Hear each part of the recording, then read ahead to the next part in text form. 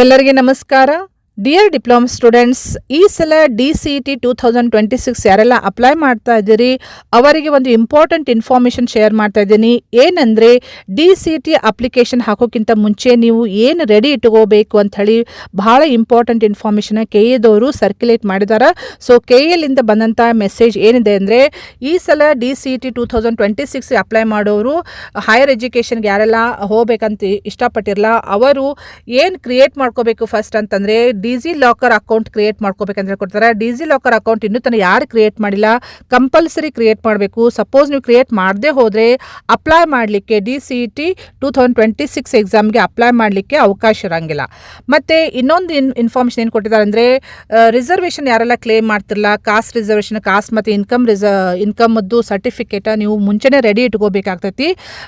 ಮತ್ತು SC special note ಇದೆ ನೋಡಿರಿ, special note for SC candidates SC ಒಳಗೆ category A, category B, category C certificates compulsory from tahsildar ಆಫೀಸಿಂದ ಪಡ್ಕೋಬೇಕು ಅಂತ ಹೇಳ್ಕೊಟ್ಟಿದ್ದಾರೆ.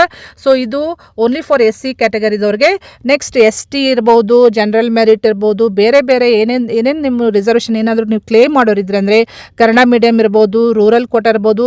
ಸೊ ಇವೆಲ್ಲ ಸರ್ಟಿಫಿಕೇಟ್ಸ್ ನೀವು ವೆಲ್ ಬಿಫೋರ್ ಅಡ್ವಾನ್ಸ್ ನೀವು ರೆಡಿ ಇಟ್ಕೋಬೇಕು ಅಪ್ಲೈ ಮಾಡೋಕ್ಕಿಂತ ಮುಂಚೆ. ಓಕೆ, ಸೊ ಇದು ಇಂಪಾರ್ಟೆಂಟ್ ಇನ್ಫಾರ್ಮೇಷನ್ ಇದೆ ಅಂತ ಹೇಳಿ ನಾನು ಶೇರ್ ಮಾಡ್ತಾ ಇದ್ದೀನಿ. ಈ ಮಾಹಿತಿಯನ್ನು ನಿಮ್ಮ ಫ್ರೆಂಡ್ ಸರ್ಕಲ್ಗೆ ಶೇರ್ ಮಾಡಿರಿ. ಯಾರು DCET ಅಪ್ಲೈ ಮಾಡಬೇಕಂತ ಅಂದ್ಕೊಂಡಾರಲ್ಲ ಅವ್ರಿಗೂ ಇದನ್ನು ಶೇರ್ ಮಾಡಿರಿ. ಮತ್ತು ಇದೇ ರೀತಿ ಫ್ರೀಕ್ವೆಂಟ್ ಡಿಪ್ಲೊಮಾ ರಿಲೇಟೆಡ್ ಎನಿ ಅಪ್ಡೇಟ್ಸ್ಗೆ ಈ ಚಾನಲ್ಗೆ ನೀವು ಸಬ್ಸ್ಕ್ರೈಬ್ ಮಾಡಿದ ಹೋದರೆ ಚಾನಲ್ಗೆ ಸಬ್ಸ್ಕ್ರೈಬ್ ಮಾಡಿಕೊಂಡು press the bell icon for immediate notification. Okay, thank you dear students.